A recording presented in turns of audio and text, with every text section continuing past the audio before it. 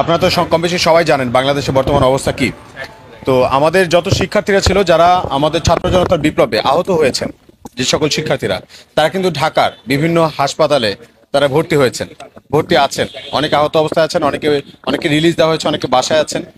তো আমরা গতদিন একটা ঘটনা ঘটেছে, সেটা হয়তো কম বেশি সবাই জানেন, যে শেখ হাসিনার নেতৃত্বে যখন আন্দোলন চলাকালীন সময়ে পুলিশ গুলি ছোড়ে এবং আওয়ামী সন্ত্রাসীরা গুলি ছোড়ে, তখন অনেক শিক্ষার্থীরা এবং জনতারা আহত হয়। এবং আহত হওয়ার সময় সেই অবস্থায় যখন হাসপাতালে আসে, তখন স্বৈরাচার শেখ হাসিনা তার নির্দেশনায় যারা হাসপাতালে এসেছে অনেককেই তখন কি ট্রিটমেন্ট দেওয়া হয় নাই। হ্যাঁ, এইরকম একটা অভিযোগ আমাদের কাছে এসেছে। আমরা জেনেছি বিভিন্ন হাসপাতালে শিক্ষার্থীরা গিয়েছে, জনতারা গিয়েছে, পুলিশ তাদেরকে হেনস্থা করেছে, ওই অবস্থায় তাদেরকে অ্যারেস্ট করে নিয়ে গেছে, কিন্তু হাসপাতালে কোনো ট্রিটমেন্ট করানোর ব্যবস্থা করে নাই। এটা দেখা যায় যে একটা মানবাধিকার লঙ্ঘন করা হয়েছে ওই সময়টায়। তো ওই সময়টায় যারা ডাক্তার ছিল, যারা ডাক্তার, তাদের সম্মান তো আমাদের কাছে অনেক উপরে, তাদেরকে আমাদের রাখি আমরা হৃদয় মণিকোঠায়। ডাক্তারদের সম্মান আমাদের কাছে এমন। তো এমন কিছু ডাক্তাররা ছিল যারা শেখ হাসিনার যে দল, সেই দলীয় লেজুর ভিত্তিক রাজনীতি করার মাধ্যমে তারা তাদের যে ডাক্তারের যে মর্যাদা, ডাক্তারের যে মহত্ব, এই মহত্বটাকে নষ্ট করেছে। হ্যাঁ, আমরা এটা মনে করছি যে তারাও শেখ হাসিনার দোসর। তো এরকম যারা আছে আমরা তাদেরকে ফাইন্ড আউট করেছি অলমোস্ট। তবে এটার বিপরীতে আপনারা এটা হয়তো জেনে থাকবেন যে অনেক ডাক্তাররা আছে, অনেক ডাক্তার ভাইয়েরা আছে, যে ডাক্তার ভাইয়েরা আন্দোলন চলাকালীন সময়ে শেখ হাসিনার এত বাধা নিষেধ থাকা সত্ত্বেও তারা লুকিয়ে লুকিয়েও চিকিৎসা দিয়ে গেছেন আমাদের ভাইদেরকে।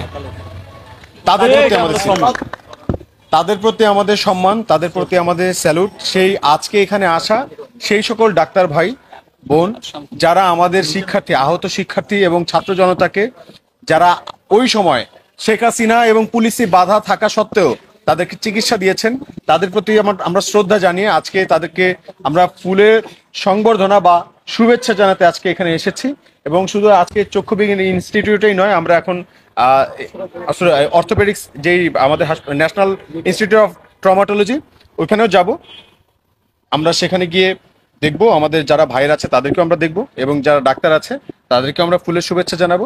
তারা যাতে ভবিষ্যতে একটা বর্ডার লাইন স্পষ্ট হয়ে যায়, যাতে বাংলাদেশে আর কোনো স্বৈরাচার জন্মাতে না পারে, সেই জন্য এই বর্ডার লাইনটা খুবই গুরুত্বপূর্ণ।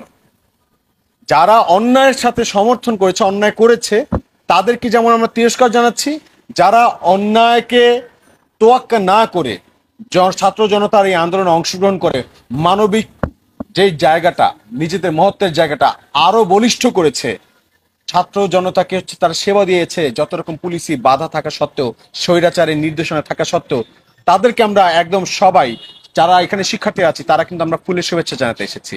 এবং আমরা এটাই মেসেজ দিচ্ছি, যারা স্বৈরাচারী তাদেরকে বর্জন করেছে বা বর্জন করবে ভবিষ্যতে, এই যে স্বৈরাচারের মনোভাব, এটা প্রত্যাখ্যান করবে, যারা জনতার জন্য কাজ করবে, মানুষের জন্য কাজ করবে, মানুষের হয়ে মানুষের মতো কাজ করবে, তাদের প্রতি আমাদের শ্রদ্ধা।